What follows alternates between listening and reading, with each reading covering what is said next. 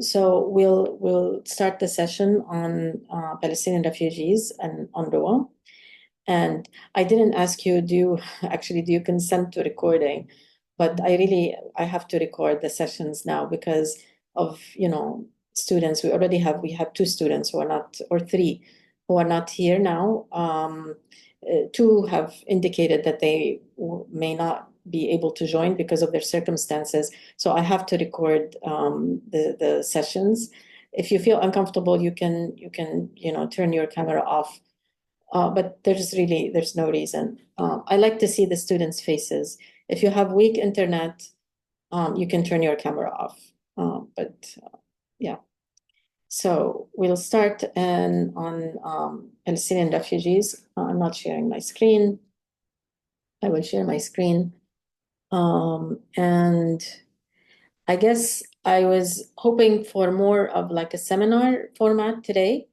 But again, because of the circumstances, I will talk most of the time, but in the hope that next week we'll move into like a different format again. Okay, so I have a full session on Palestinian refugees in this course because the presence of protracted Palestinian refugees in the region is really important. It's important for the political. I mean, you can see what's going on right now. Israel's war on Gaza, Israel's war on Lebanon. That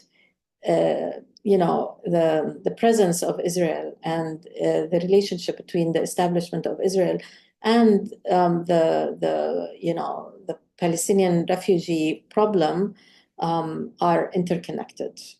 So we have Palestinian refugees because the state of Israel was established in 1948, and these refugees were never allowed to come back or to go back to Palestine, to where they came from. And this situation has for a long time, since 1948 until today, had major implications for the political turmoil in the whole region. So we won't get too much into that. We'll focus mostly on Palestinian refugees.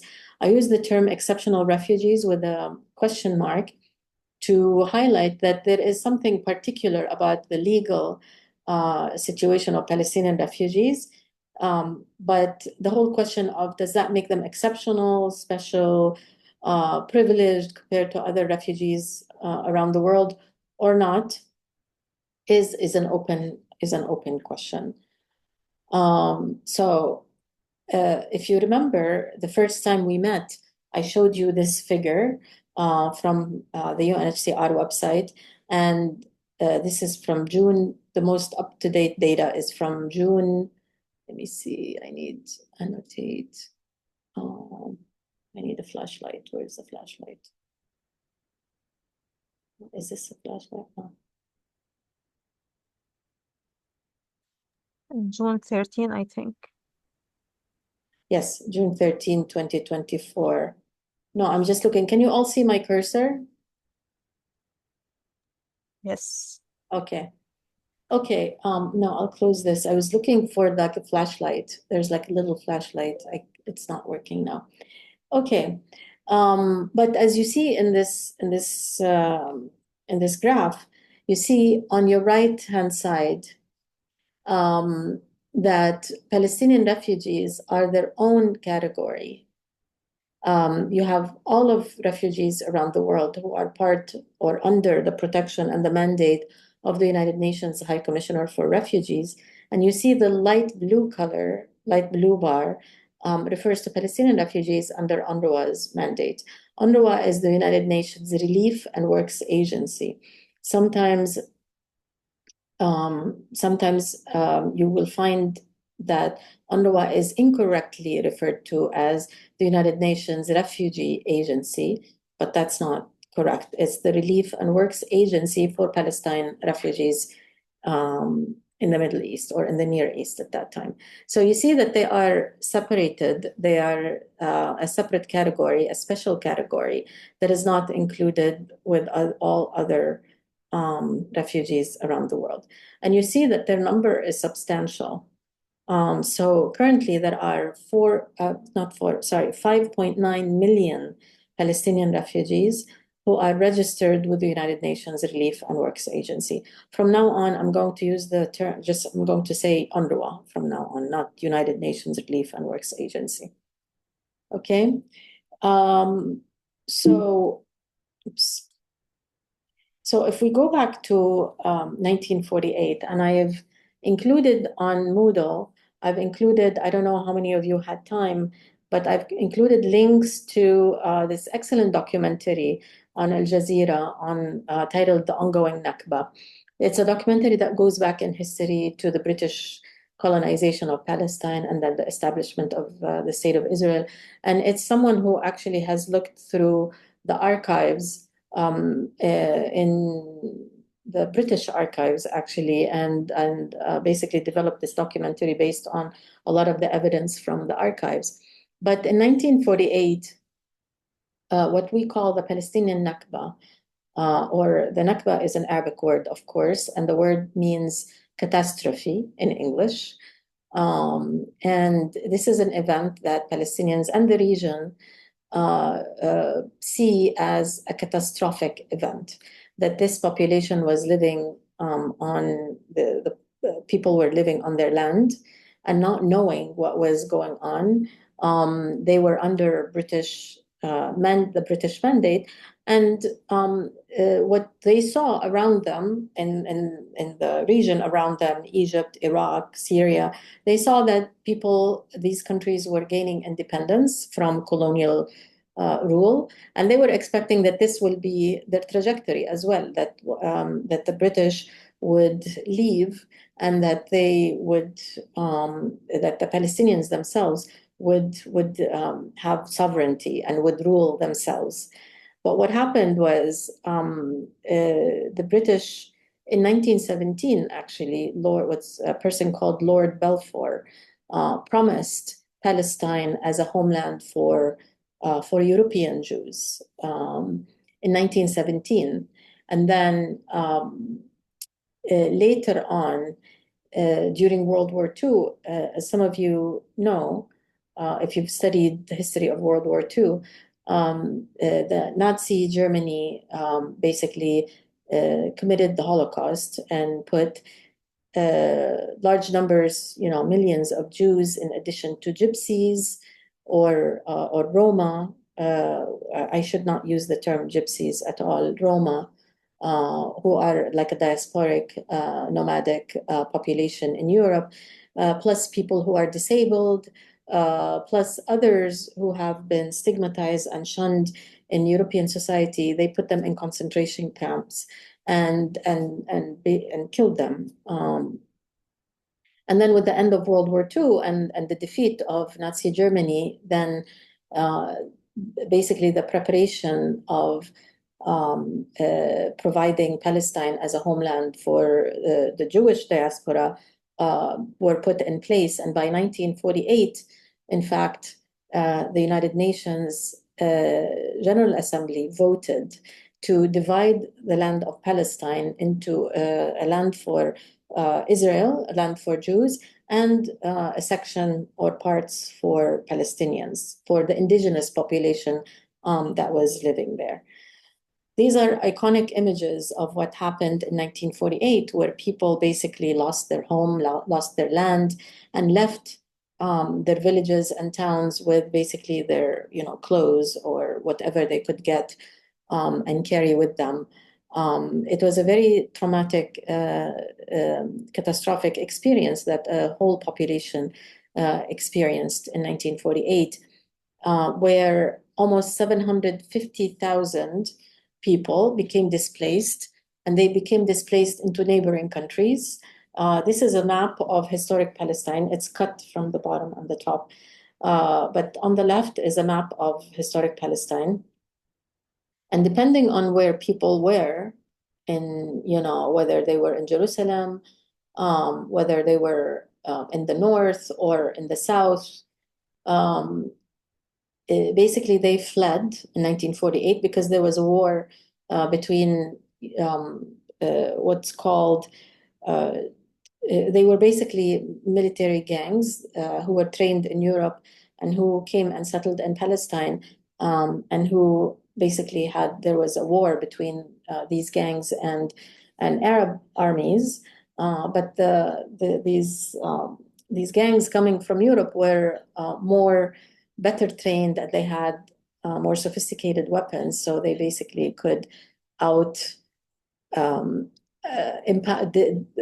outpower Arab armies. And there are rumors that also the Arab armies, not necessarily rumors, there's evidence that the Arab armies actually didn't fight, and that Palestinians who were on their land were completely overpowered.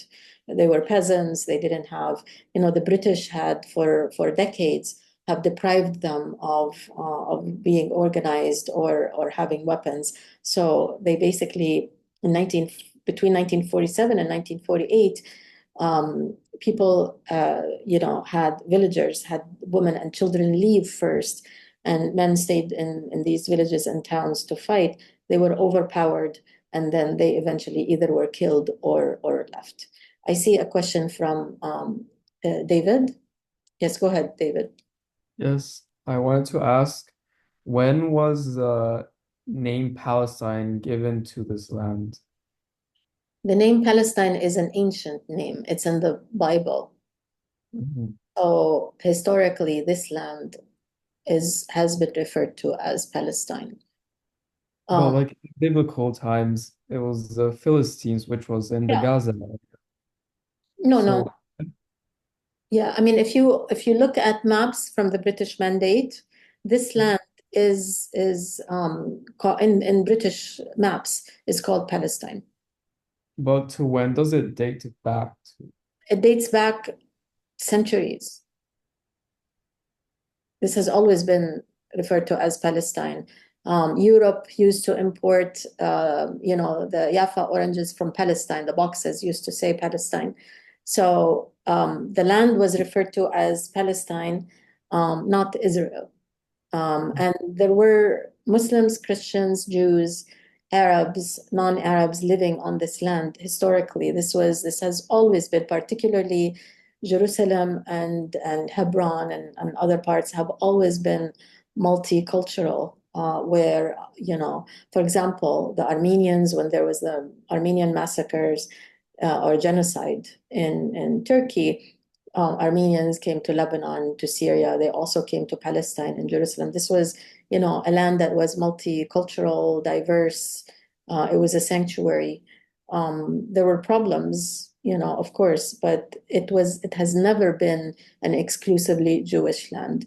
There are actually Jewish scholars who have written on the history of Palestine, and they provide evidence that this land has never, ever been exclusively Jewish.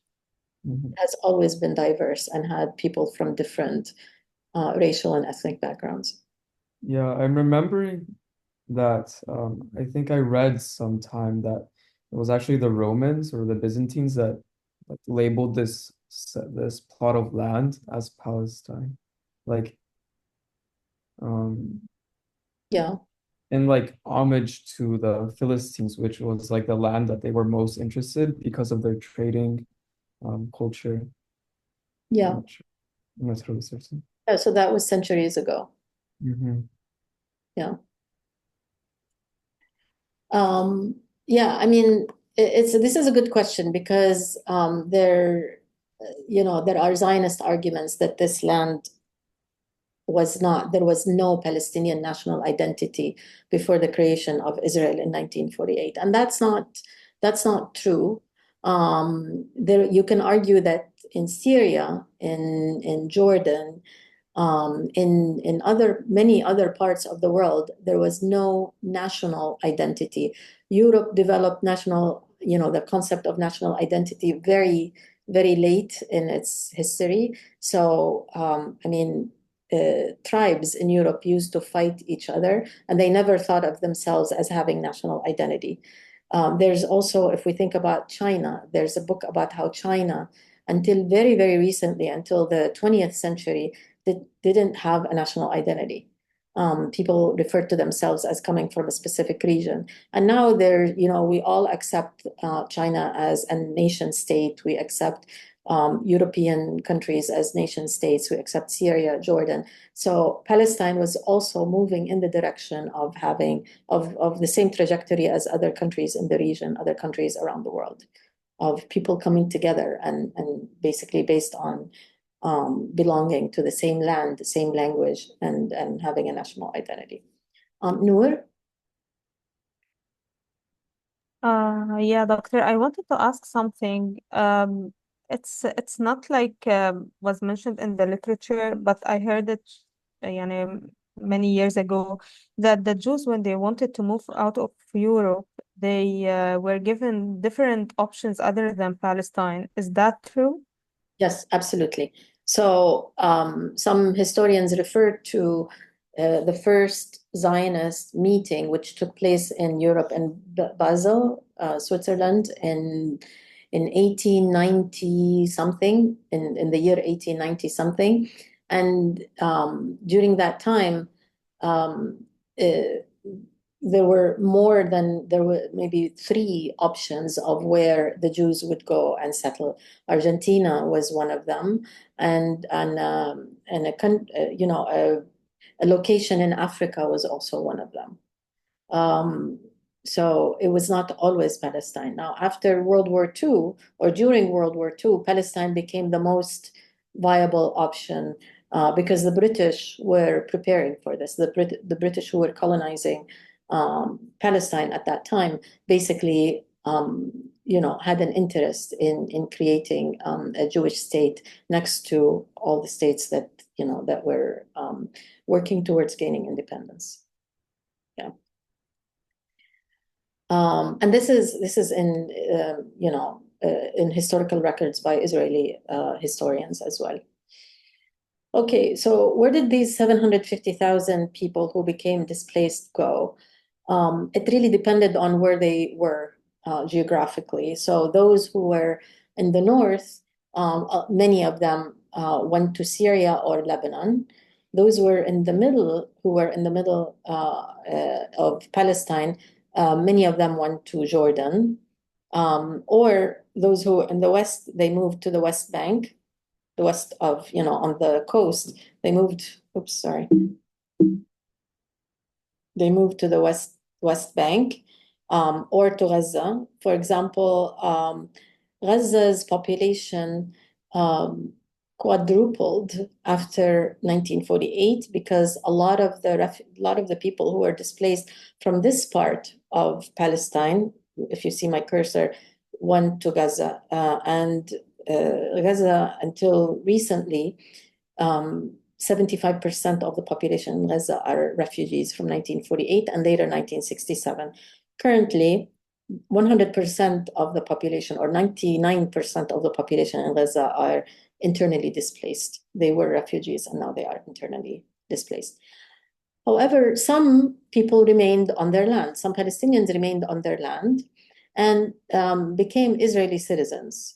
So people who were in certain areas that were not touched by the conflict or by the war, and who, in some cases, not all cases, actually sat with the European Jews and had agreements that they would not fight in exchange for staying on their land. Actually, could stay on their land, and later on they became Israeli citizens. But there are so many writings by these Israeli citizens who are Palestinian, who talk about their second-class citizenship status inside Palestine. The majority of them do not serve in the Israeli army.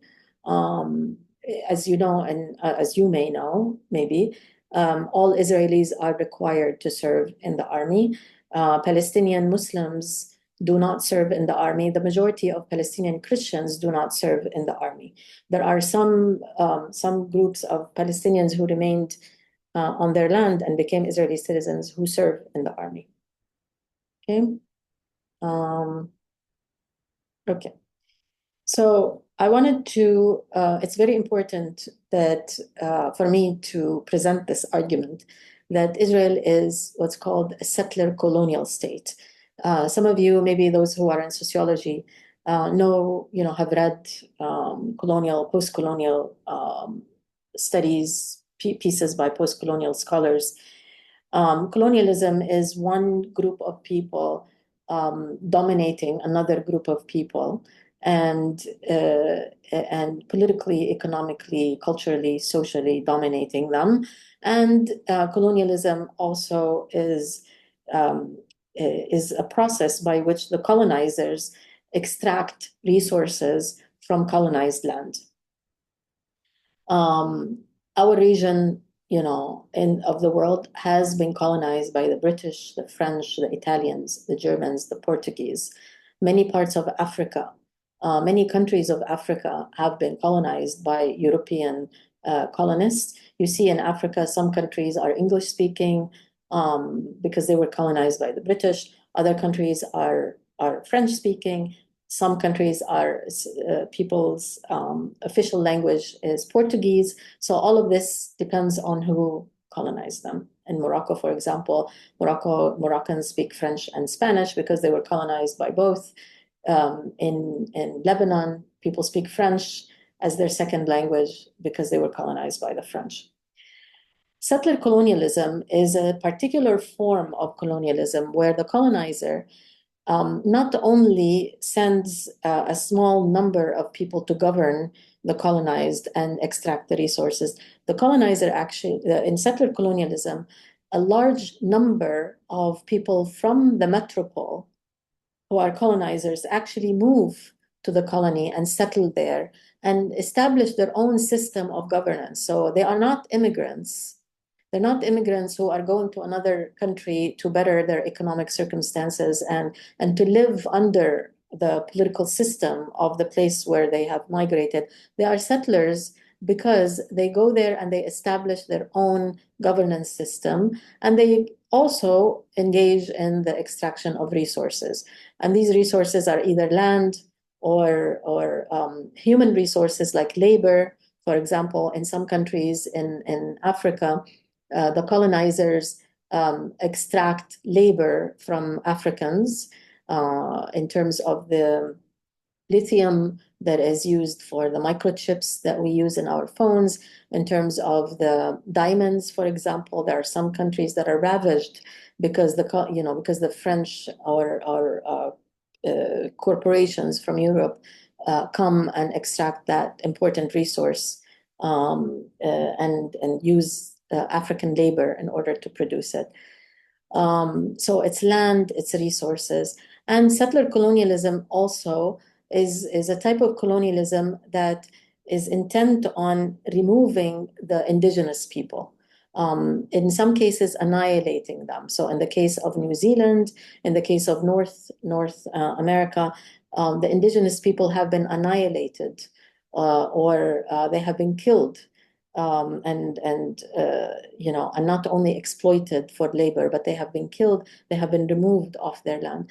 Israel is another example of settler colonialism where the Israeli system, since its inception, has been intent on removing Palestinians from their land, reducing the number of Palestinians, and removing them and never allowing them to come back. This is also in addition to the extraction of resources of water, for example.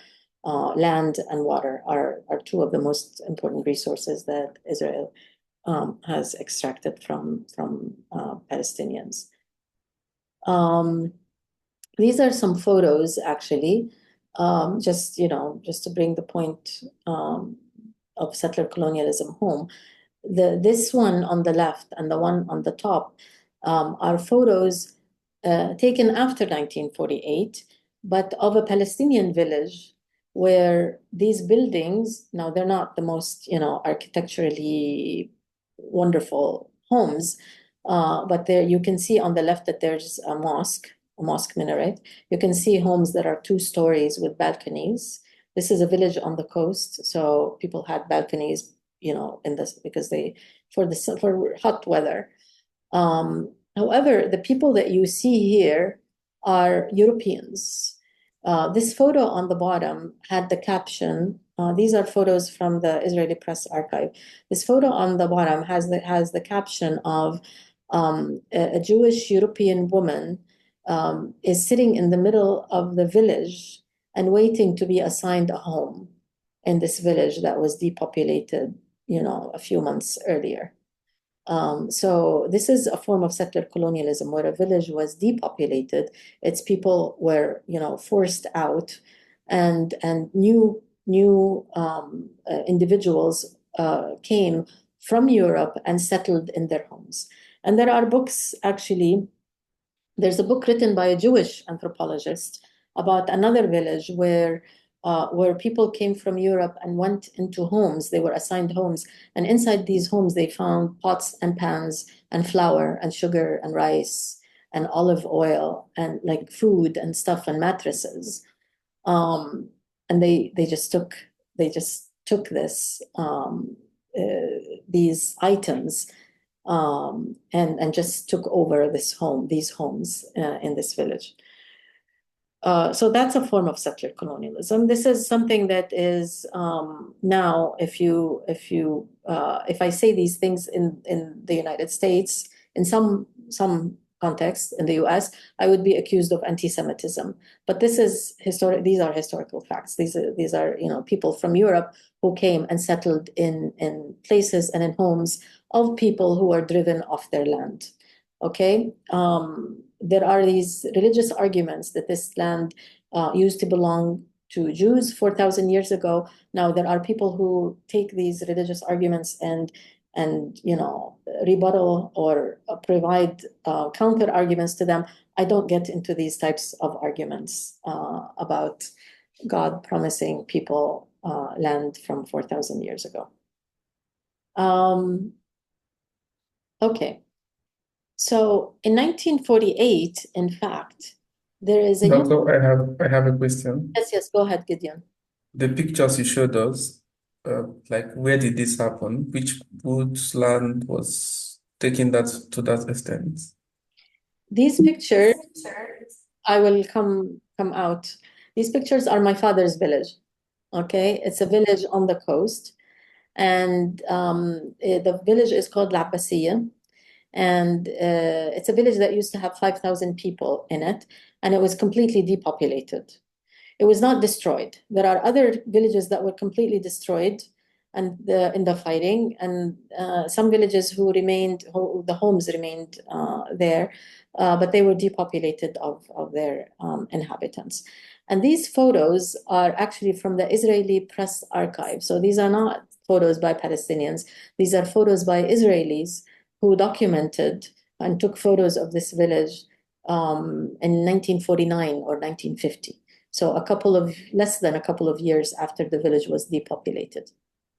Are there like actual people who live there right now? I'm sorry? Are there actual people who still live in these places? What kind of people? Palestinians or? Yes, like Palestinians or the people who settled in, did they still live there?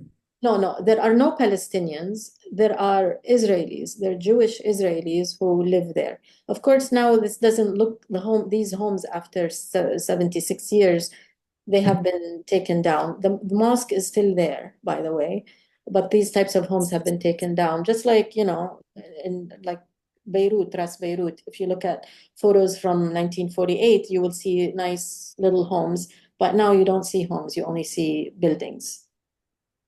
Yeah, but this now has become a suburb of the city of Tel Aviv, and it looks completely different. It has like fancy restaurants, it has Airbnb and other things. But this is how it looked in 1948. It was depopulated of its indigenous population. Ammar?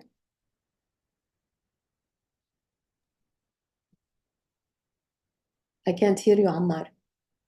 Did you want to write your question in the chat, and I'll get to it when I see it. You have here. Sorry, doctor, maybe Ammar pressed the mute button on his laptop. That's why the voice is not coming out. But even Or even when he's okay. Okay, this is a very good question. I think again the one by Ammar. This question is that there's a common, that Palestinians sold their land to Israelis. Sorry, we can't see the question. You should be able to open the chat. Everybody is, Ammar sent it to me directly. Okay, so Ammar's question is, there's a common saying that Israel bought the Palestinian land. Is it true historically? So Israel, the Jewish fund, before 1948, the Jewish fund bought some land, okay? But what they bought is a very, very small proportion of the land that they colonized in 1948. So there are some wealthy Palestinian slash Lebanese families who sold land. So, for example, the Surso family. In Beirut, there's a famous museum called the Surso Art Museum. This is a very wealthy family, and that's why they turned some of their property into a museum. This family actually owned land in Palestine, and they sold it to Jewish settlers before 1948. However, after 1948, Israel confiscated large proportions of land and turned it, in some cases, turned it into what's called absentee land, meaning if let's say if a Palestinian owned this home here, but then in 1948 this village was depopulated, they were forcibly kicked out of Palestine. This home was, and the land it's on, was labeled as absentee property, meaning it's the property of people who are absent. And then it belonged to the Israeli state. Okay, so people were driven off their land. They were not allowed to come back, and their property became the property of the state.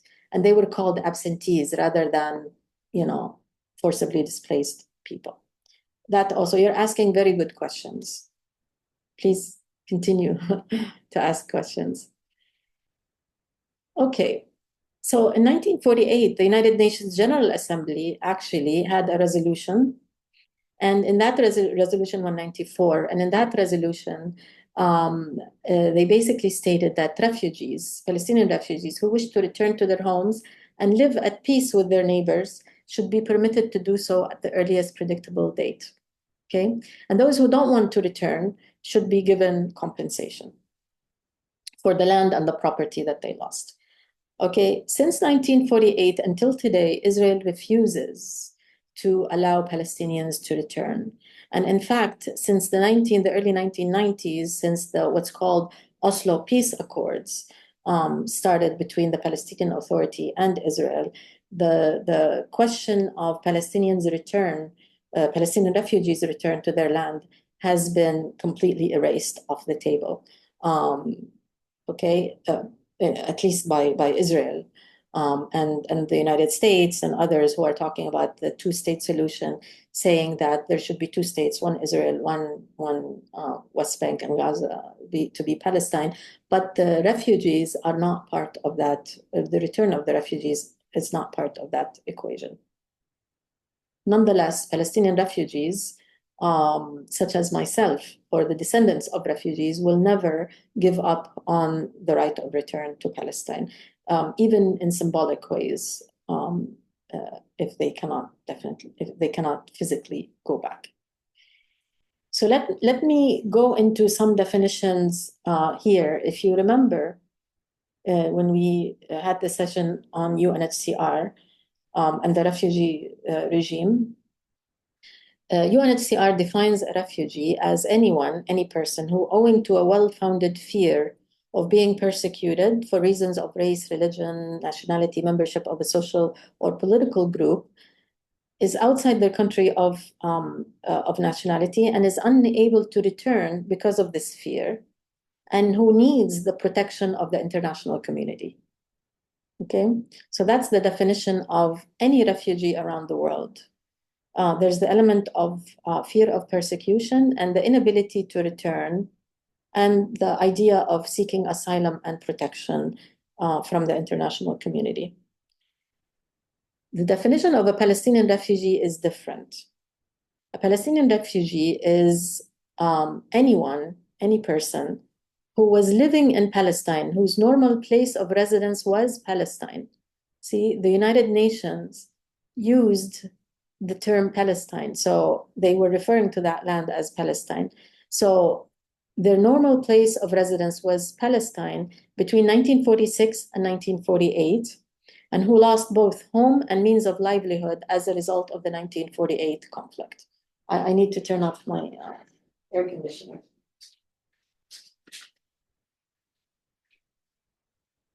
Okay, so this is the definition of a Palestinian refugee. It's what's called an operational definition. It's not a legal definition. I think that's on the next slide. Yeah. So this definition is an operational definition that the United Nations came up with in order to count and to provide services to Palestinian refugees.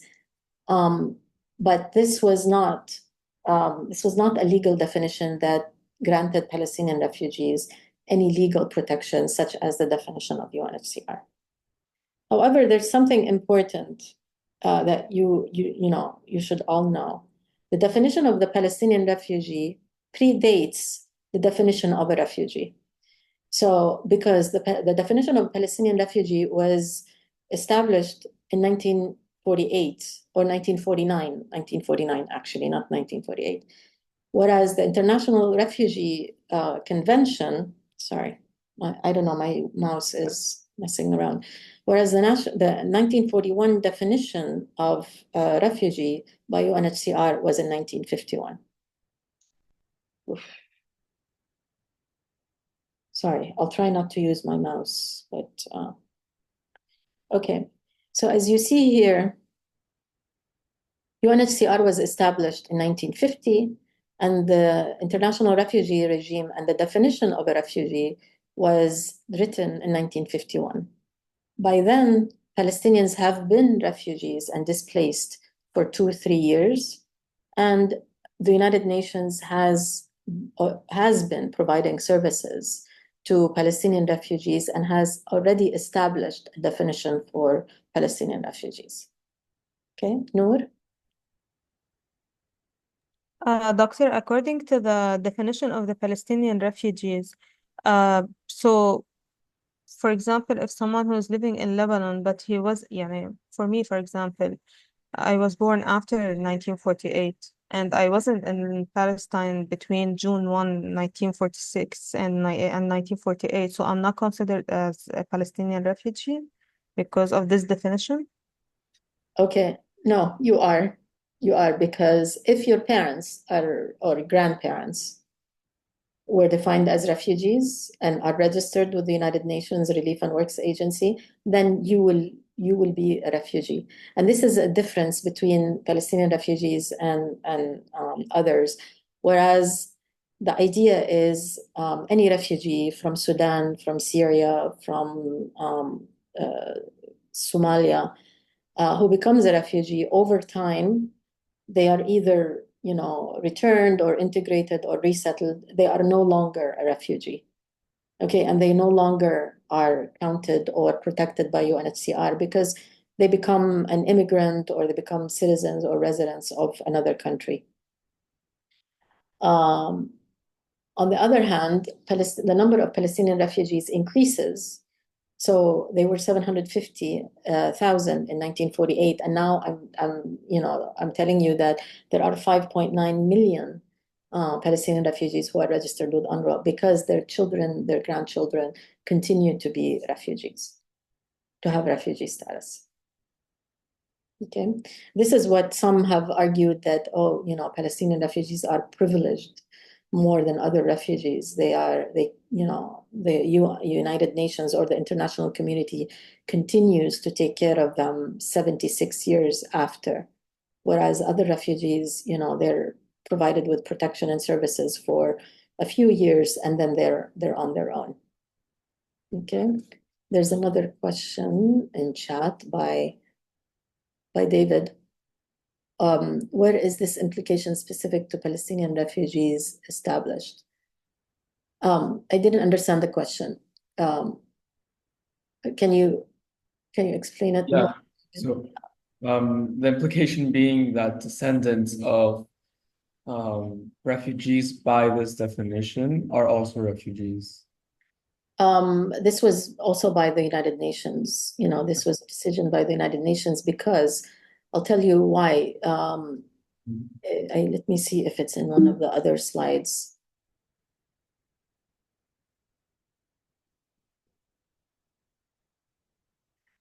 Okay, because the mandate of UNRWA, okay, the mandate of UNHCR is legal protection and search for durable solutions for refugees.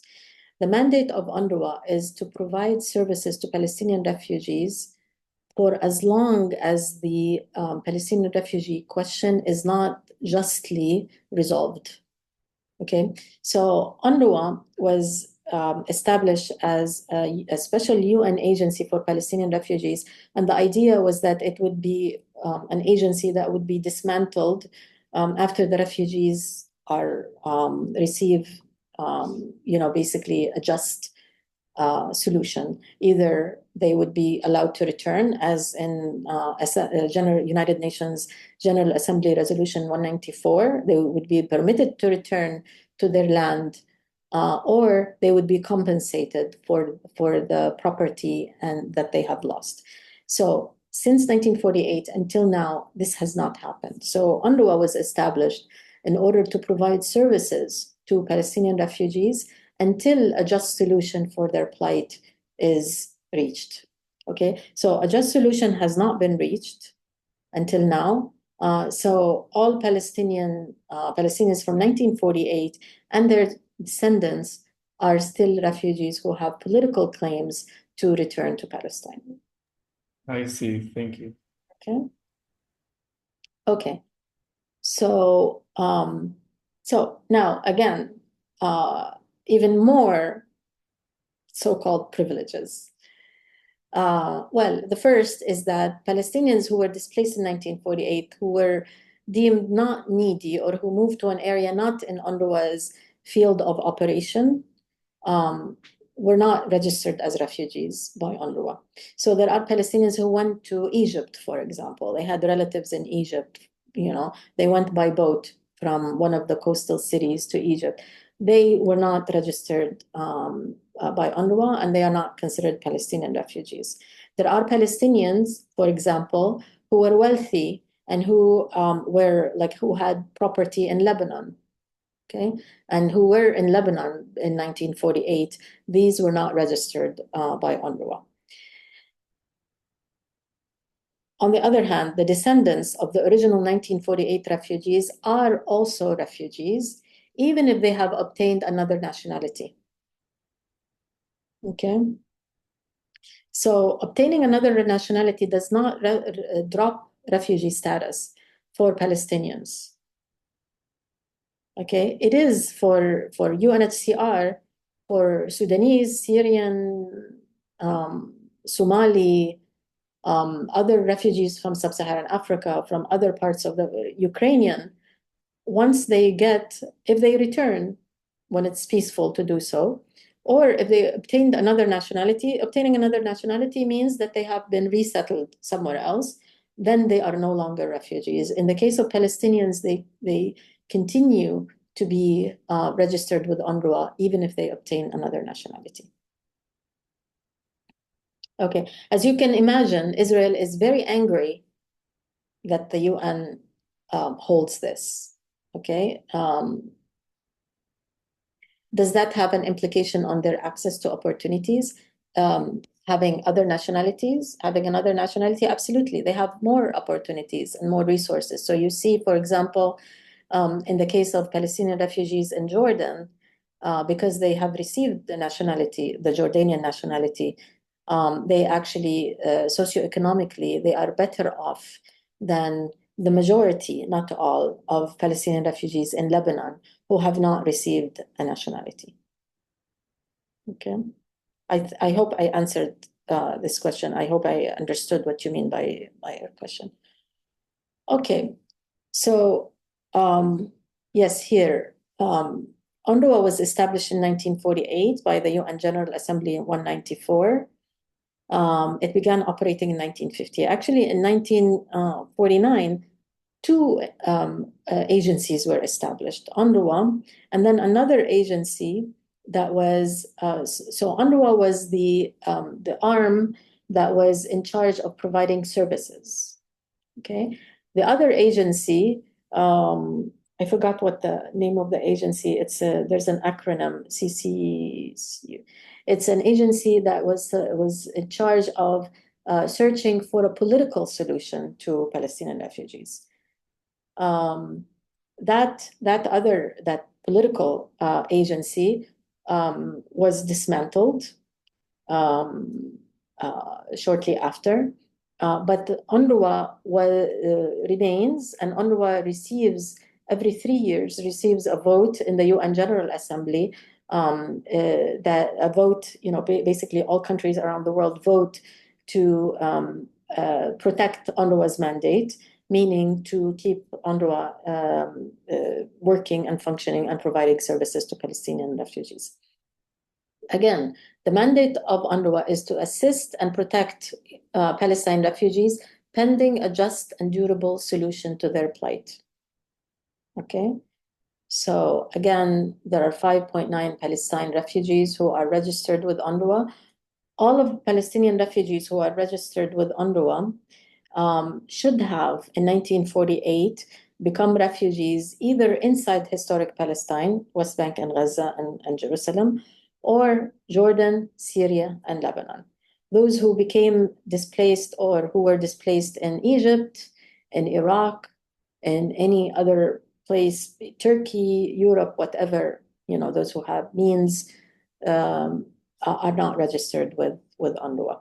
So UNRWA has, no, not necessarily, not all Palestinian refugees are registered. So there are people who became displaced in 1948 who are not registered with UNRWA. The example are, the few thousands who moved to Egypt. And to this day, there are Palestinians in Egypt who do not have the Egyptian citizenship and who actually receive protection and other services from UNHCR, not UNRWA. But not all people who became displaced in 1948 are registered with UNRWA. In fact, in 1949, 1950, when UNRWA started operating and started counting Palestinians, the number was 900,000. Okay, and then they brought the number down because they went through the records and saw anyone who was not in Palestine before 1948. They took them out. There were some Lebanese, for example, who registered with UNRWA. They took them out, and the number went from 900,000 to 750. Okay, so Ghada, this is a very important question. What about the refugees what about those who became refugees in 1967? So there was another war in 1967, and more Palestinians were displaced in 1967 from Gaza into Egypt, from the West Bank into Jordan. So those who don't have citizenship, so for example, there are refugees from Gaza who actually in the 1967 war became refugees yet again. And those who became refugees in Jordan, they are registered with UNRWA and they do receive services from UNRWA.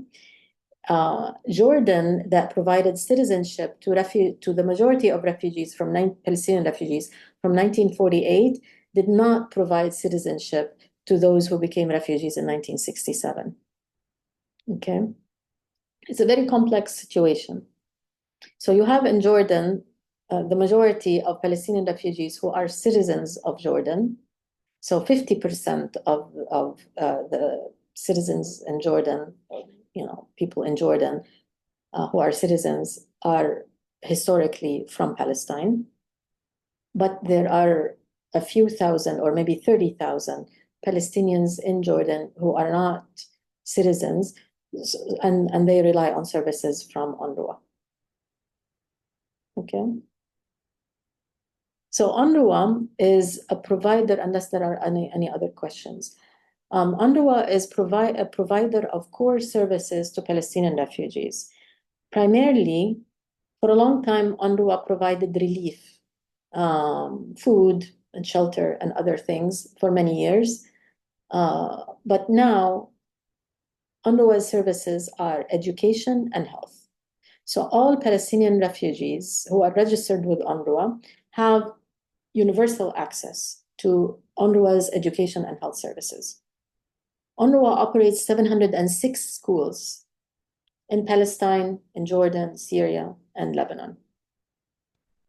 Half a million Palestinian children out of the almost 6 million, 500,000 are educated in UNRWA schools. UNRWA also has 140 primary healthcare centers. Okay, so you can think of UNRWA as, and people refer to it as, the blue state for Palestinians. It's basically the agency that provides them with education and health.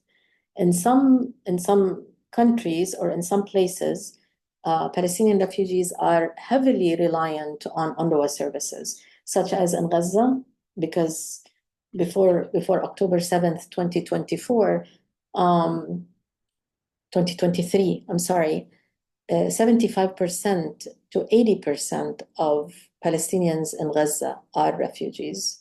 So you can imagine, an agency that's providing services, education and health services to 75 to 80% of the population in that location. In Lebanon, also because Palestinians were not granted citizenship and are deprived of many rights, they also heavily rely on UNRWA services, which are education and health. Yes, most of those who are not registered with UNRWA came in 1967. They are actually called non-IDs. In the case of Lebanon, there are Palestinians who are called non-IDs, meaning they don't have registration. They don't have any formal identification forms. They don't have any legal papers, actually. Can they get So education? they don't. They are part of what we will have. Actually, we will have a session on statelessness. I had deleted it from the syllabus, but the guest speaker actually just sent me an email yesterday that he is available and ready to give. And it's very important to talk about statelessness. So there are Palestinians who are stateless, meaning they don't have any identification forms. They don't have the form or cards that they are refugees, and they don't have any passport or legal documents. There are a few thousand of them here in Lebanon. Oh, Dr. Yan, they weren't allowed to be registered in the UNRWA? I have to confirm this, but they do receive services from UNRWA. They're called non-IDs. I have a book actually about Palestinian non-IDs. I will check on this. All I know is that they are, they're stateless. You can think about all Palestinian refugees in Lebanon as stateless because they don't have a nationality. They only have travel documents. But the non-IDs are even more disadvantaged because they don't even have any like birth registration or any other legal documents in Lebanon. I have to check on this and give you more detailed information or more accurate information. Okay, so the mandate of UNHCR is social protection and search for durable solution.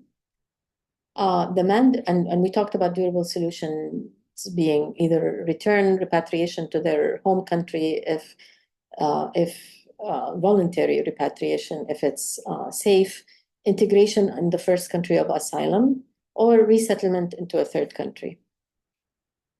The mandate of UNRWA, however, although it says that to provide services and protection to Palestinian refugees until a just solution is reached for their plight. In fact, UNRWA does not necessarily provide legal protections and does not search for durable solutions. If you've read the chapters by Anne Arfan, you would have read that actually in the early years of UNRWA, they were actually working on settling on one of the durable solutions by UNHCR, or the durable solution of integrating Palestinians in Lebanon. UNRWA was working on this. However, there was a backlash by Palestinians themselves who saw this as a conspiracy, that UNRWA is part of this international community that has established the state of Israel and caused their refugee status. And now they're trying to integrate them and make them forget Palestine and not return to Palestine. So the Palestinians themselves refused this, and UNRWA no longer worked on any of the durable solutions or any legal solutions for Palestinians. Until the mid-1950s, UNRWA had development programs that they called works. So, for example, they built tents and then later homes in refugee camps. But they stopped doing this until the 1950s. Now, in the mid-1950s, the main mandate of UNRWA is to provide essential services to Palestinian refugees: health, education, and relief that used to be provided to all Palestinian refugees, but now it's limited to only those who qualify, who live in extreme poverty, who are called the hardship cases, extreme hardship cases. If there's no head of the family, there's a disability, or there's extreme poverty in the home, then they would receive a small amount of relief. In Jordan, for example, UNRWA gives like $125 every 3 months to hardship cases. So that's the type of relief that a small proportion of Palestinian refugees really receive from UNRWA.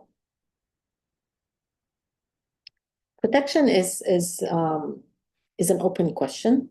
So UNRWA says that they provide services and protection, but this is not a legal mandate of UNRWA.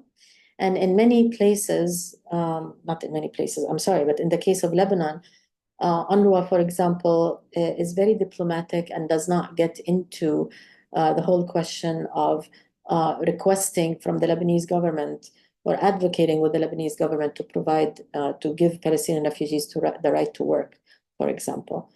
They maintain a very diplomatic relationship with the Lebanese government at the expense of the protection of Palestinian refugees.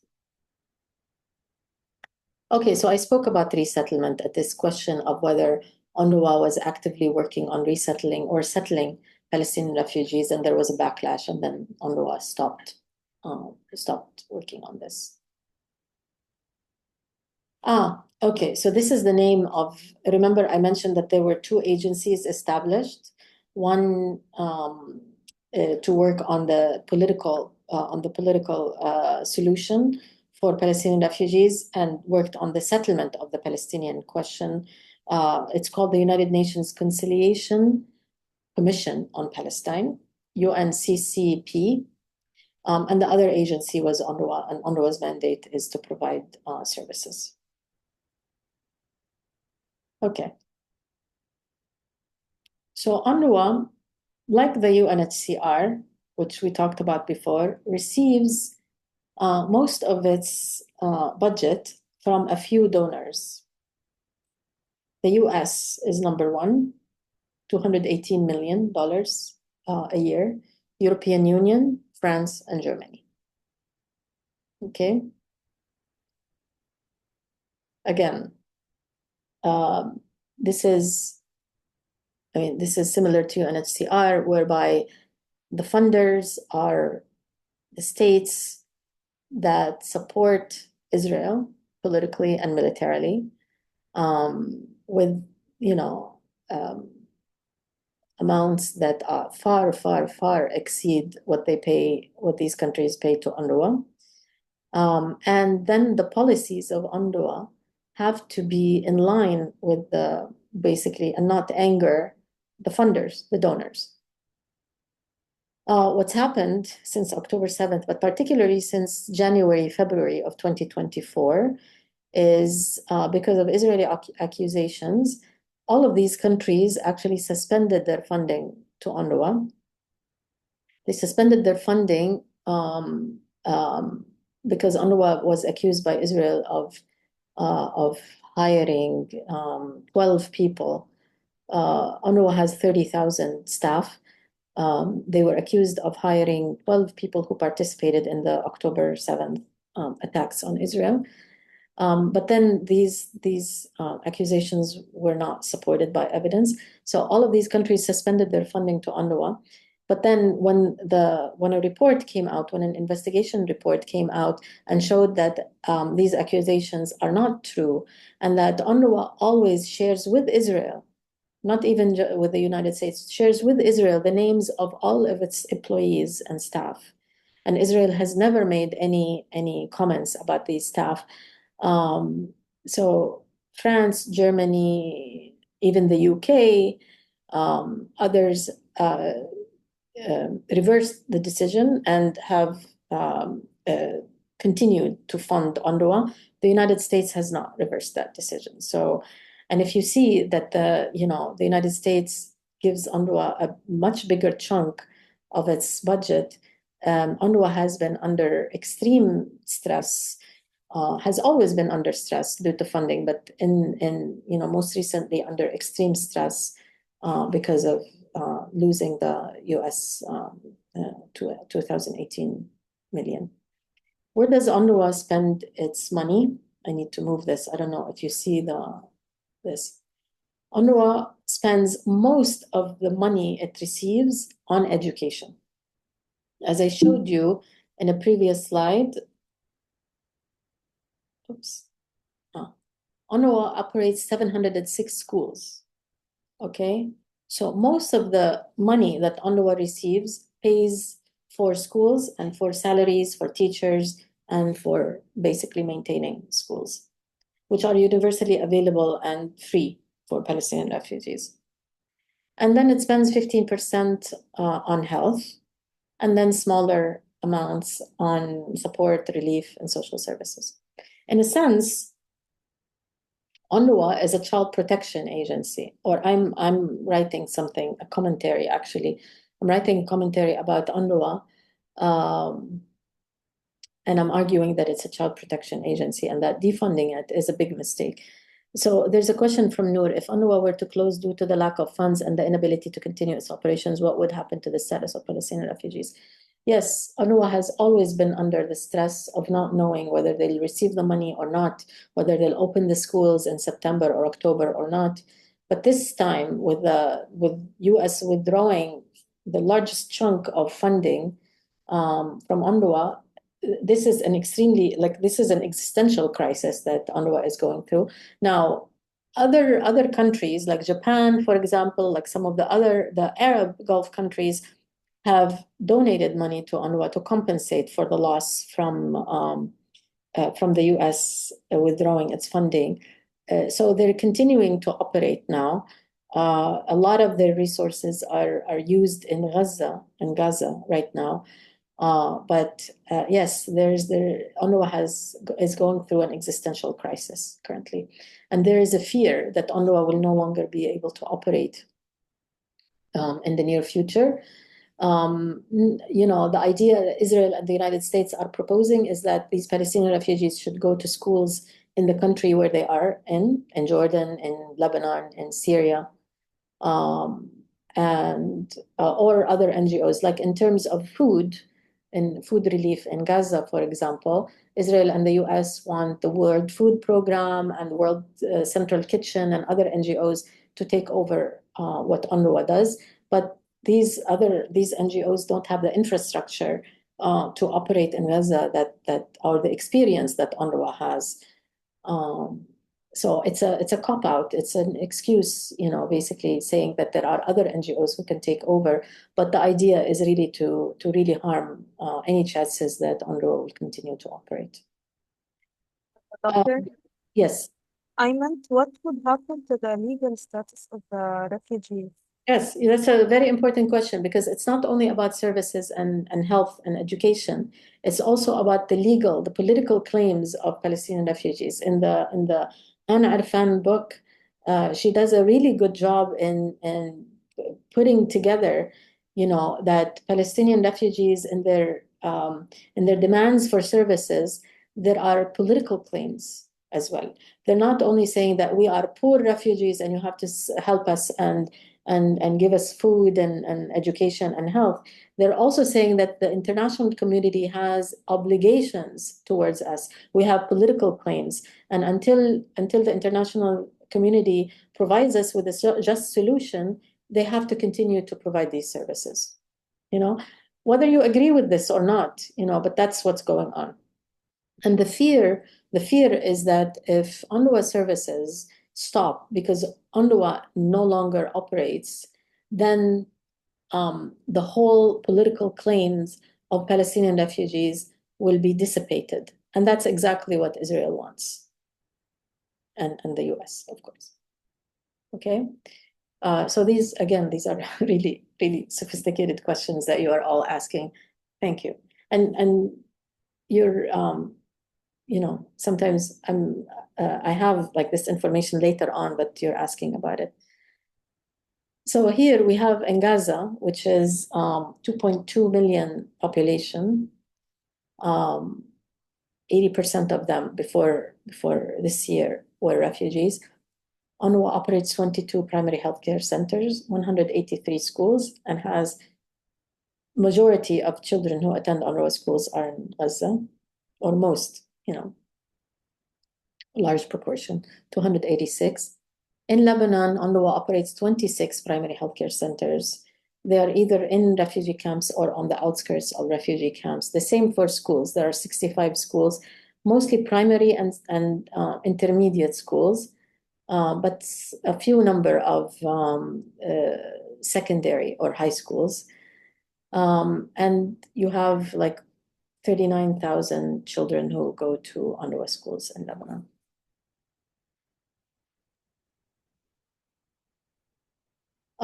Palestinian refugees are one of the longest standing refugee populations or populations who live in exile in the world. So in some contexts, in some places, Palestinian refugees are segregated into refugee camps. The photo on the left is a photo of a Palestinian refugee camp in Lebanon. One of the major problems and health hazards in refugee camps in Lebanon are these like electric wires that are exposed, and that when it rains, sometimes people get electrocuted from these wires. The photo on the right is actually from a refugee camp in Jordan, not in Lebanon. It looks maybe slightly better. But even in Jordan, where the majority of the population of the Palestinian refugees received citizenship, Jordanian citizenship, you still have a proportion of the Palestinians in Jordan who live in impoverished, slum-like conditions. So what are some of the outcomes of protracted displacement? And this is, I'm surprised that Jamal is not here because he sent an email that he could come. But this applies not only to Palestinian refugees in Lebanon or Syrian refugees in Lebanon, who are also considered the protracted refugee population right now. It also applies to Somali refugees. It applies to so many other refugees in the African context, in other contexts that are Rohingya and Asia, who have no possibility of return and who,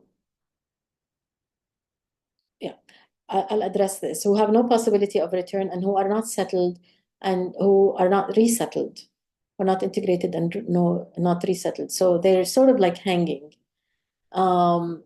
What this causes is, first thing is political instabilities. But before I get into this, let me answer Ammar's question that these photos don't look like camps. Yes, absolutely. We think of camps as places where there are tents, and we do see Syrian refugee settlements in Lebanon that have tents. Palestinian camps looked like this in 1948. Over time, however, people built,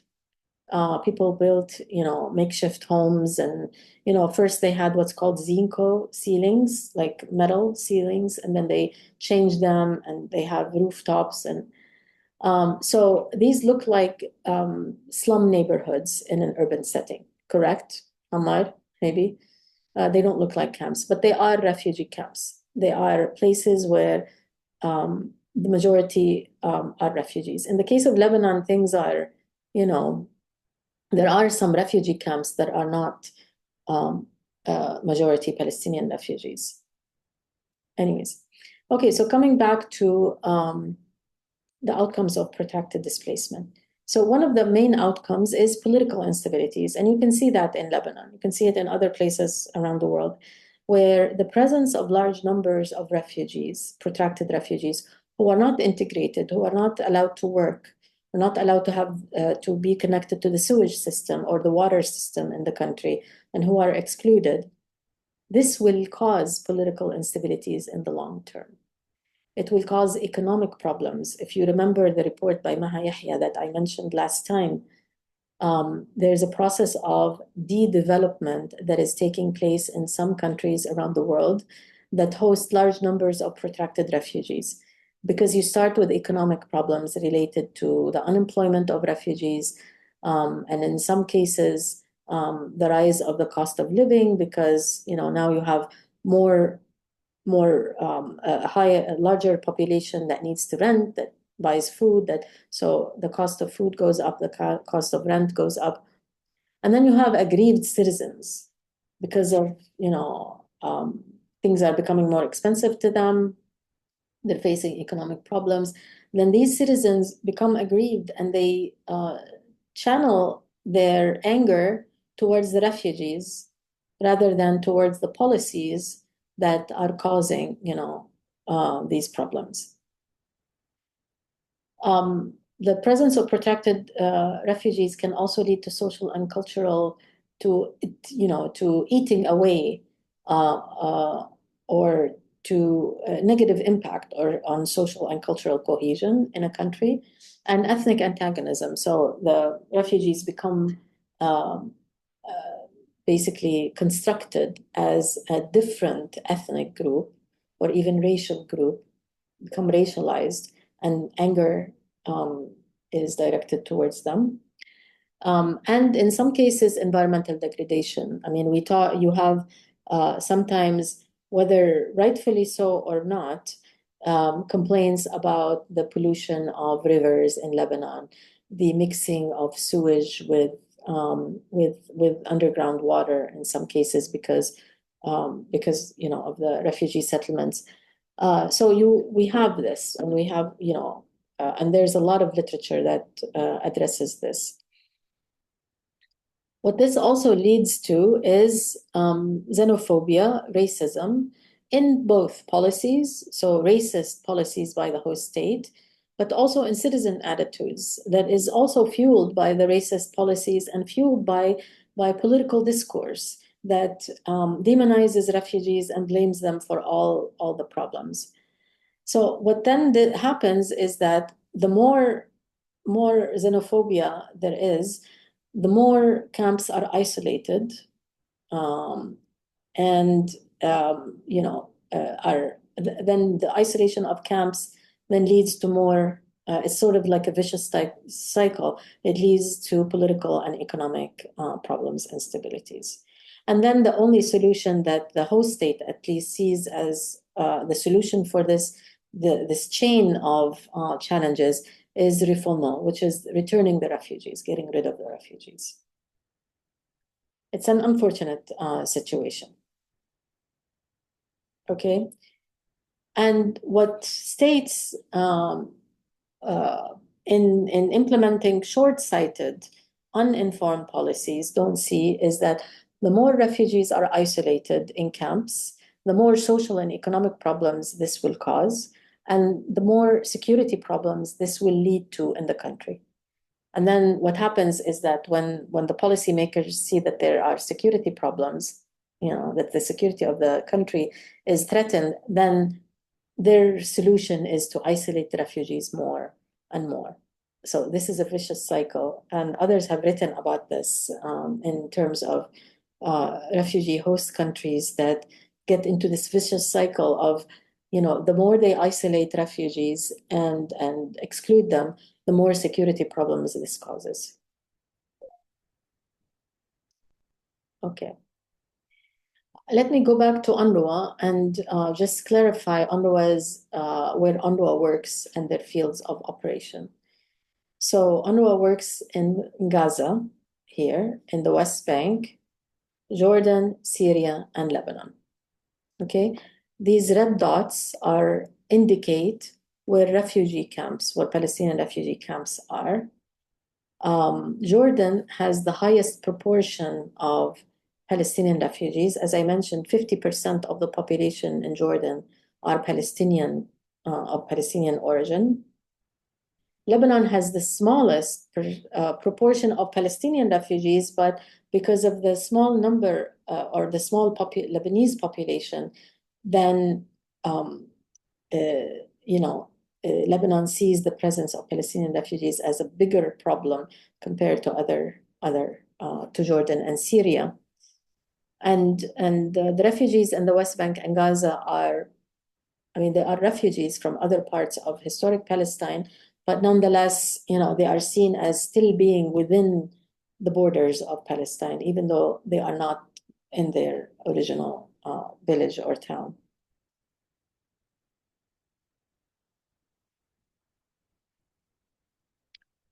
So what do we have here when we talk about Palestinian refugees? We have fragments of Palestinian existence. We have the Palestinians who stayed on their land in 1948 and became second-class citizens of the Israeli state. And they were totally excluded between 1948 and 1967. They were excluded by Israel. They were basically segregated and pushed into their towns and villages with very limited resources. A lot of their land was confiscated as well, even though they remained in historic Palestine. Israel still confiscated a lot of their land and turned it into state property. You have this group. They were also excluded from the rest of the Arab world, and they were perceived as traitors because they accepted the Israeli citizenship.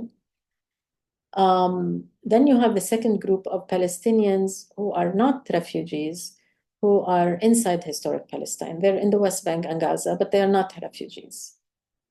They originally came from towns and villages inside the West Bank, for example, and they didn't move. They were not displaced. You have Palestinian refugees in the West Bank and Gaza who are refugees. So in the West Bank and Gaza, you have Palestinians who are refugees and Palestinians who are not refugees. You have Palestinian refugees in neighboring Arab countries like Lebanon, Syria, and Jordan. And you have the Palestinian diaspora, or those who are in exile, who are neither citizens of Palestine nor refugees.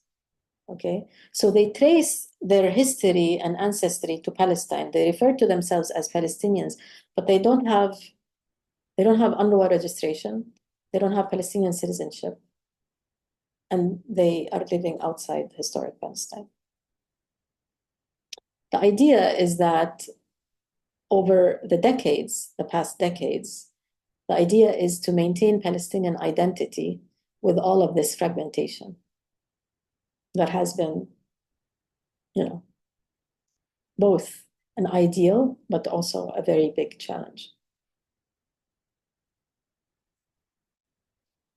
Okay, so this is kind of, well, not necessarily a repetition, but So in Jordan, um, there are 3 million Palestinians, okay, who are of Palestinian origin. They were refugees in 1948, who are now citizens, who are Jordanian citizens. So they are just like Jordanians who are not Palestinian, who are not of Palestinian origin.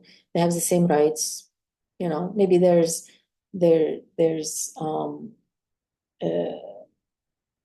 covert discrimination against them in certain jobs and certain things, but nonetheless, they're considered citizens, except those who arrived from Gaza in 1967 and who were not given Israeli citizenship. In Syria, before 2011, there were 600,000, almost 600,000 Palestinian refugees. They were not given Syrian citizenship, but they were given full social and economic rights. I'm not sure about full, but they were given the right to work, the right to own property, the right to travel, the right to go to university in Syria. This was before 2011. Situation is different now because the Palestinian refugees in Syria became refugees for the second time after the civil war started in Syria in 2011. In Lebanon, I will ask you how many Palestinian refugees you think there are. What do you think? I think there is no census since 1992 in Lebanon. So it's difficult to know, right? Okay, that's a very good guess. In Lebanon, there has not been a census of the Lebanese since 1932. You're right. And that's why, it's very difficult to know how many, we don't have data on people in terms of their level of education. We have data from surveys, but not from a census. There was actually a census of Palestinians in 2017. Well, they don't call it a census. They call it, a count of Palestinians because they think that word census is too sensitive. Okay. Any guess, Noor or Ghada? I think they were 200,000. 200,000? Ghada, Yeah. what do you think?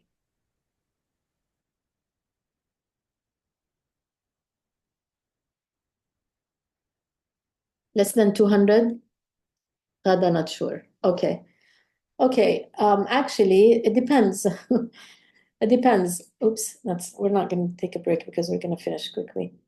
It depends. Politicians actually always cite 500,000. Politicians who are xenophobic and who want to exclude refugees, they say we have 500,000 Palestinian refugees that we don't want in this country. A study that was conducted in 2010 actually estimated that there are 260 to 280,000 Palestinian refugees in Lebanon. Okay, not 500,000. Before I should have said that there are 479,000 Palestinian refugees who are registered with UNRWA. However, a large proportion of them do not live in Lebanon because of the economic situation. Just like the Lebanese, they would immigrate out. So while they're registered, they are on UNRWA records, they actually don't live in Lebanon. They may come back, they may send remittances to their families who are here, but they're not physically in Lebanon. Then in 2010, this is the number that was revealed from a study that was done actually by AUB and UNRWA, 260 to 280,000. And then in 2017, there was a census of Palestinian refugee camps and gatherings that estimated 175,000 Palestinian refugees only. Okay. The reason for why the number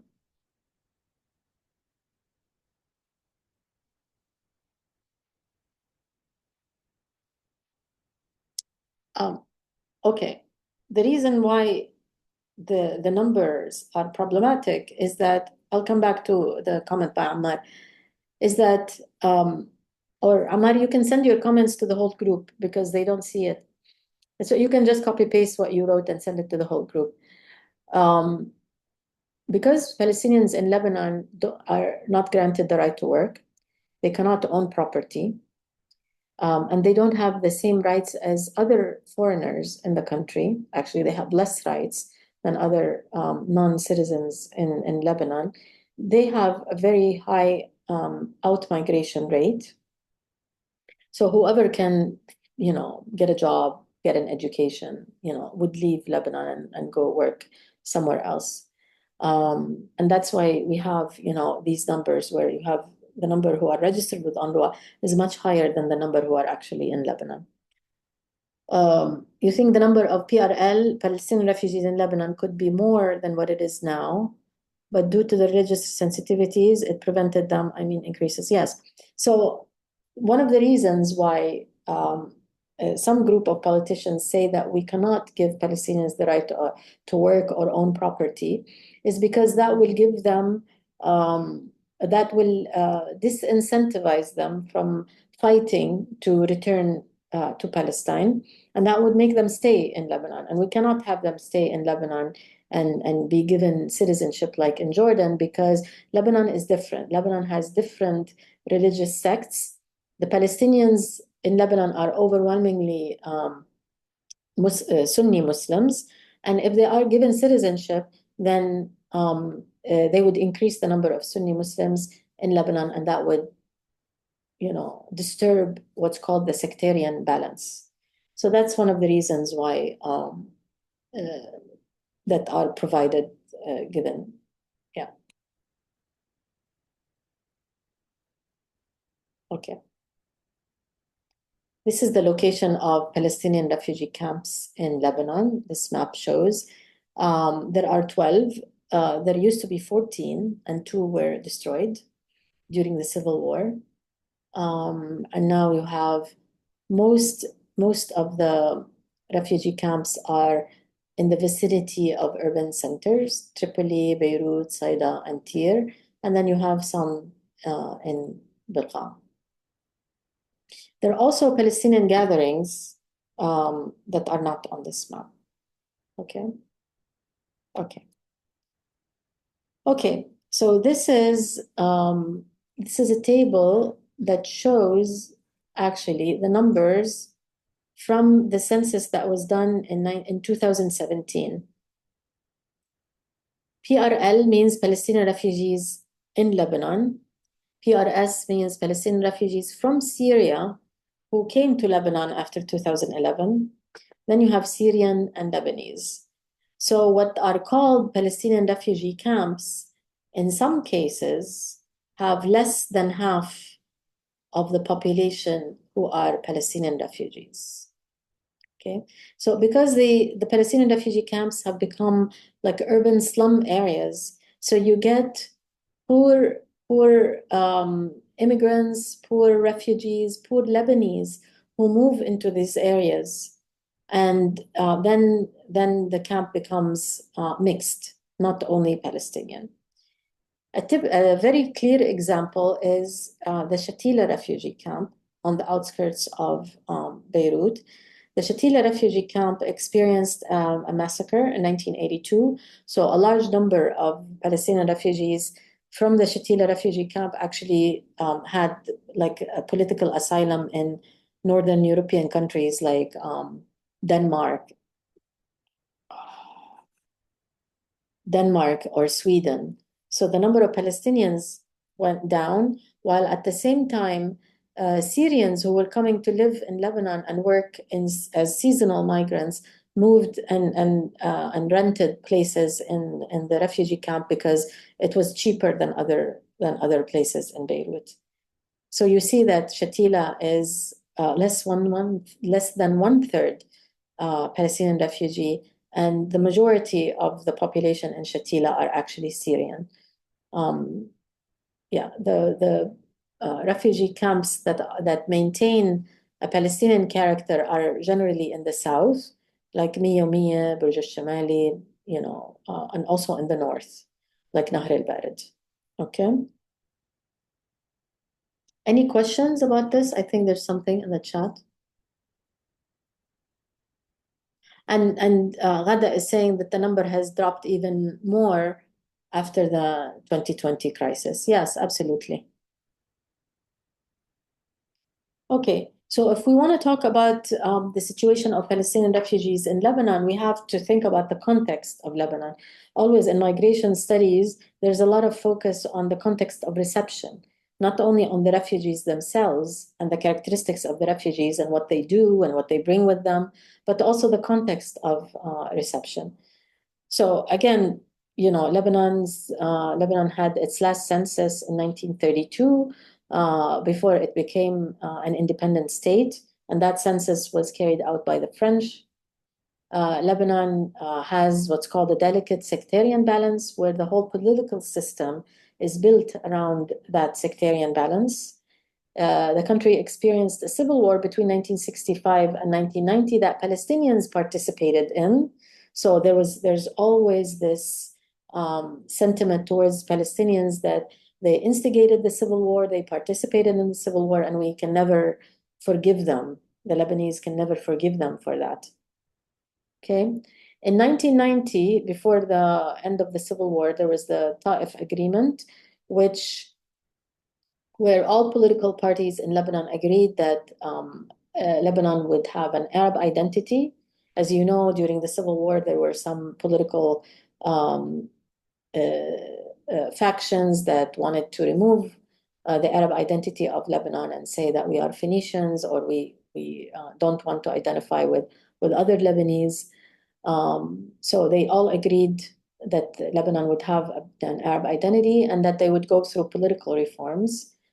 And one of the important things they agreed on in the Ta'if Agreement is that Lebanon would not be a refugee settlement country, and that they will never ever settle Palestinian refugees. And now, of course, there's this discourse about never ever settling the Syrian refugees. So although Lebanon has the highest number of refugees per capita worldwide, they have a policy of not settling refugees at all. And another thing about Lebanon is that there's a political context that is very weak and not moving. And on top of that, there's the economic crisis. All of these factors really play an important role in terms of how Lebanon, the policies that the Lebanese government puts in place in relationship to refugees. Okay.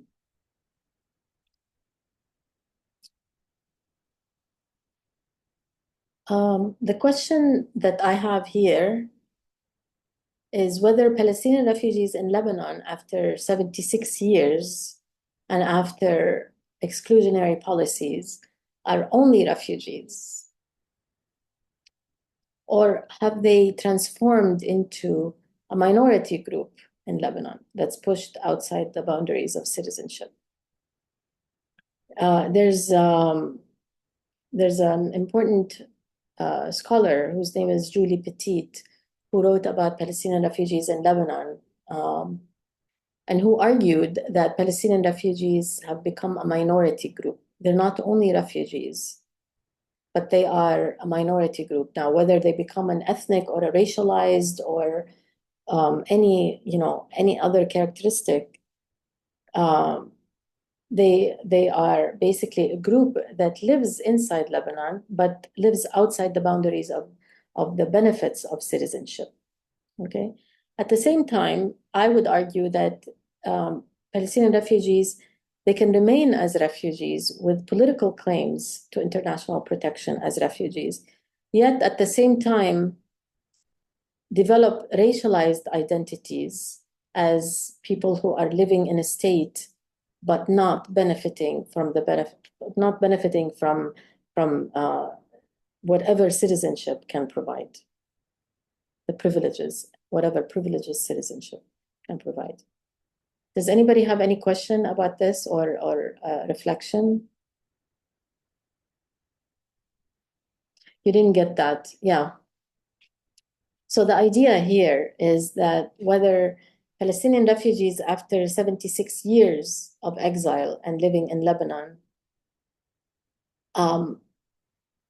will continue to be refugees. So we have people whose great-grandparents were forcibly displaced from Palestine and came to Lebanon and became refugees in Lebanon.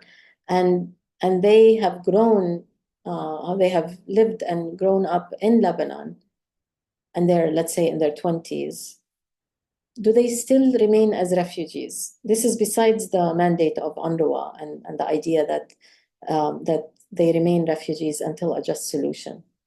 But do they still have like this identity of being a refugee, or do they start to develop these racialized minority group identity of living in a state all their life and not knowing any other state, but not receiving any of the benefits of citizenship of that state? Okay. I don't know if this made it clearer or if it made it more murky, but yeah. There are, by the way, there are very few, maybe 3 or 4 scholarly pieces that have evoked this question of Palestinian refugees in Lebanon being a racialized minority group and not only refugee.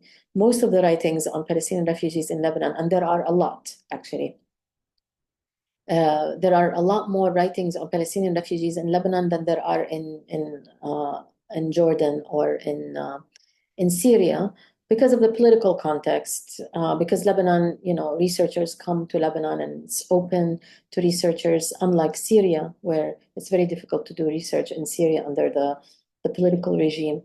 But most of the studies on Palestinian refugees have been written through the lens of humanitarianism, and referring to them as refugees. Very few articles have started to evoke this question of, well, have they become a racialized minority group in Lebanon? Okay. So Ghada is saying that Palestinians still refuse to be called anything other than refugees. Yes, because of political claims. They don't want to give up on the right as refugees to return. And then Amar is saying many PRLs working freely in Lebanon, even without having a Lebanese citizenship. I think they aren't a minority. They exist but not counted. I think it is neglected to consider only. Okay, so most Palestinian refugees who stayed in Lebanon work. They have to, otherwise they can't survive. They have to leave. Right? So they work, but they work without a work permit. They work either in some occupations where they're allowed to work, like services, cleaning services, agriculture, construction, or if they work as in professions, they work undocumented. A very small number, even not even a proportion, apply and get work permits, but the majority who work without work permits.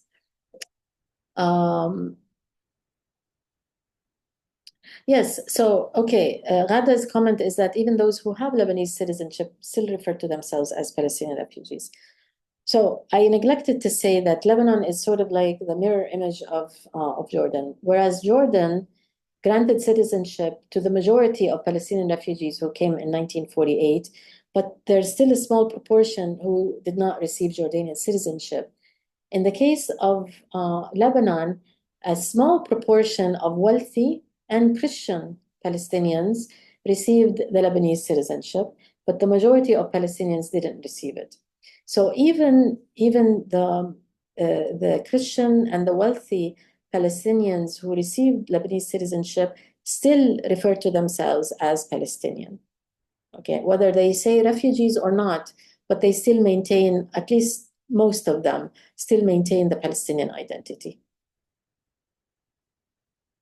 Yes, Amar, yes, like I was saying, a lot of Palestinian refugees in Lebanon work without documentation. And actually the employers don't mind at all, and they want to hire Palestinians without documentation. They don't need a work permit. Yes.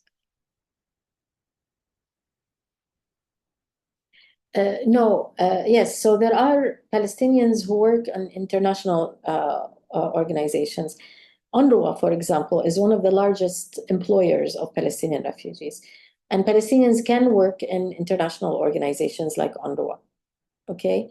However, there are also a lot of Palestinian refugees, particularly men. Usually women work as teachers and nurses in UNRWA schools and clinics.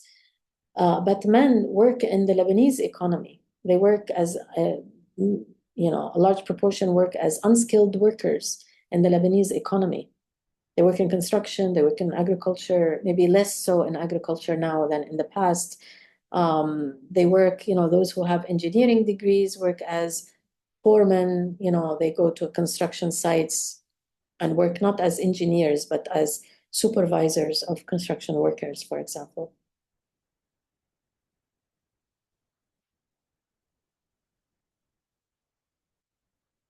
No, the question by Gideon is that where there was something in Lebanese law that allowed some Palestinians to receive citizenship.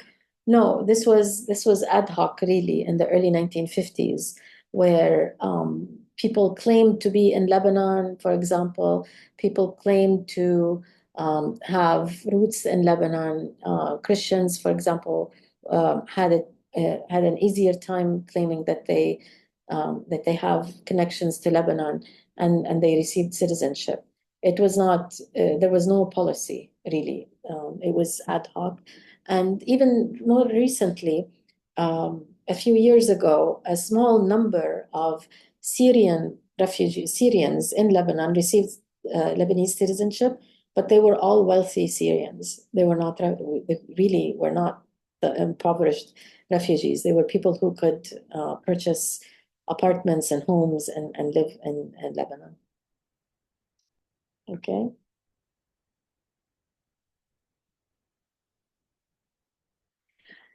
The القرى السبع means in English the 7 villages. These are 7 villages in South Lebanon. They have always said that they are Lebanese, and that they are not Palestinian. Of course, this is all very very strange, because these boundaries were drawn between Lebanon and Syria and Palestine and Jordan were drawn by the British and the French. But the people from these 7 villages have always claimed that they are Lebanese, and they gained their Lebanese citizenship sometime in the 1980s, and not early on after Lebanon gained independence. Okay. So I wanted us to have a discussion about this book and the chapters, about how, the author wrote about this connection between political claims that Palestinian refugees continue to hold on to, and the relationship to basically the demands for services from UNRWA that shaped the relationship between Palestinian refugees and UNRWA as an international humanitarian organization. So the book talks about how UNRWA had to maintain this balance between being an international organization, a European organization, but also playing this role of also responding to the needs of the population that they serve, and where these two things clashed, and clashed, with strong implications on the political existence of Palestinians sometimes. So because of the situation today, we're not going to get into this discussion or conversation. Maybe, hopefully, if we meet in person next week, if the situation improves, I would like us to come back to this book, because it's I think one of the most important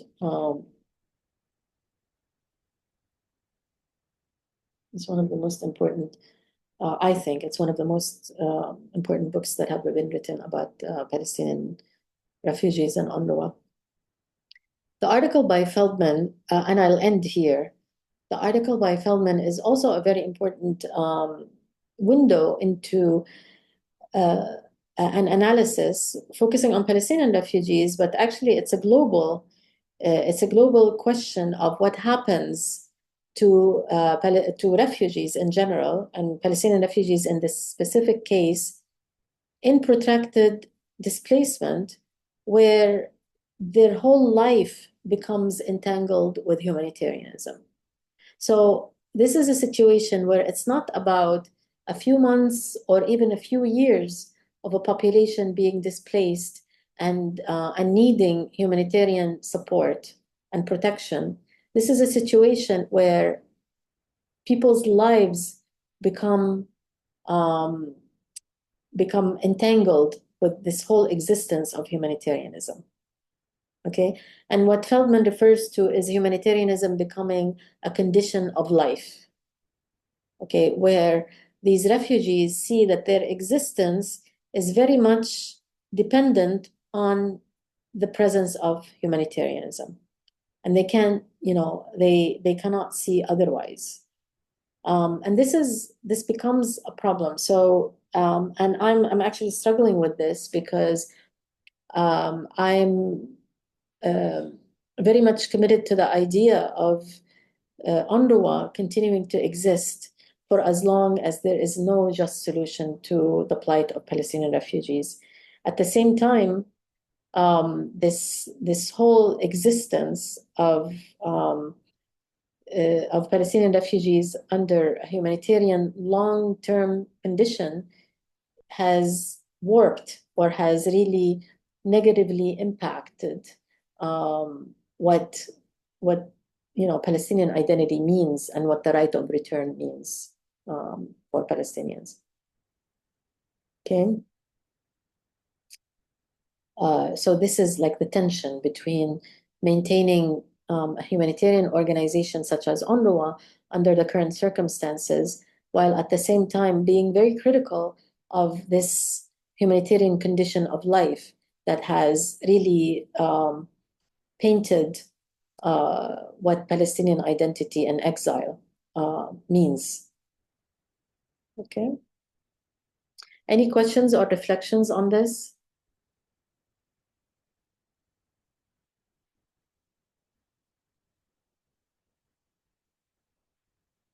Okay. If you haven't had a chance in the last week or so to read the Feldman article, I highly recommend it, especially if you're interested in humanitarianism and in forced displacement. I think it's a very critical look to what we have going on. The example here is Palestinian refugees, but we can apply it to Syrians. We can apply it to all other protracted refugees in different parts of the world. I will stop here unless anyone has a question. I'm almost done anyways. The last few things I wanted to mention is what's been going on with UNRWA in the last few months, which with the destruction of UNRWA schools and clinics, and the concerted campaign to end UNRWA by Israel and the defunding by the US. But you can go over these slides. And I think if you follow the news on this issue, it's all over the news, or at least the news that's concerned with Gaza and UNRWA. Okay. I'll stop here. I really, really hope. There's a comment from David.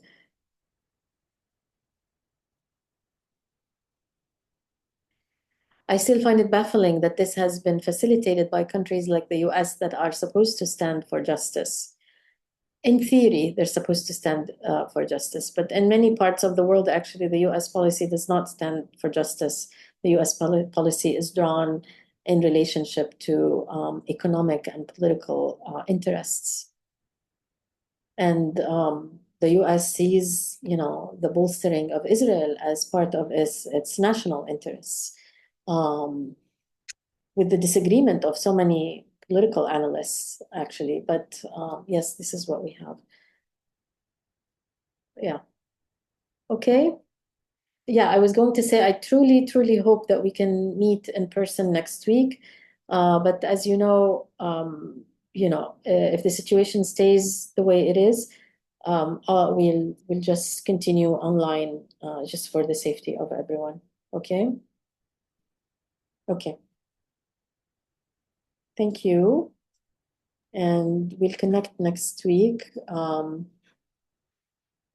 Yes. Yes. Thank you, Doctor. Stay safe, everyone. Okay? Thank you. Goodbye. See you. For those who are not present, well, no, you won't hear this until you see the recording. I will put the recording up on YouTube and send everyone like a YouTube link, and I'll make it private so only you can see it. Only you can access it. Okay. Goodbye. Have a good evening and stay Right. safe. Bye-bye.